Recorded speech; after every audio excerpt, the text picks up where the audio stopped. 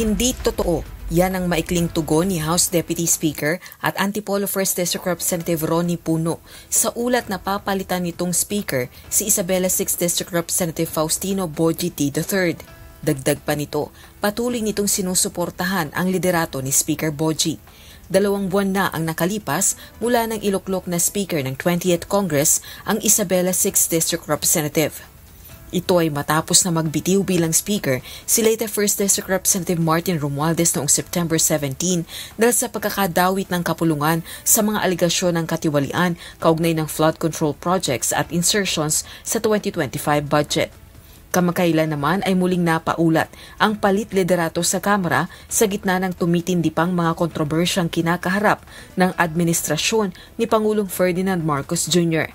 Kabilang na ang aligasyon ng nagbitiw na si Ako Bicol Party List Representative at dating House Appropriations Panel Chairperson Saldico na ang presidente umano ang nasa likod ng 100 bilyong pisong halaga ng mga proyektong isiningit sa 2025 national budget sa pamamagitan ng dating budget secretary na si Amena Pangandaman.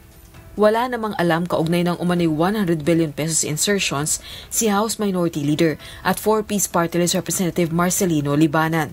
Ito ay kahit kabilang ito sa Bicameral Conference Committee para sa 2025 national budget kung saan umano nangyari ang insertions. Nag-open yung BICAM, tapos dinesignate yung chairman ng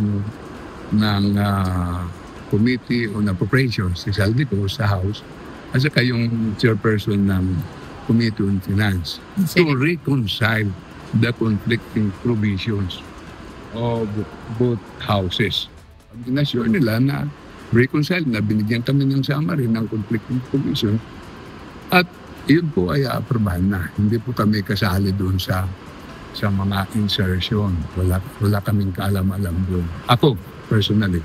Kagaya rin ng ibang kongresista, duda si Representative Libanan sa iba pang aligasyon ni Ko, kabilang na ang umano'y pagbabanta sa kanya ng dating House Speaker na si Leyte Representative Romualdez. Rosa Licoz, UNTV News and Rescue. Diyos ang aming sandigan, serbisyo publiko ang aming pinahahalagahan.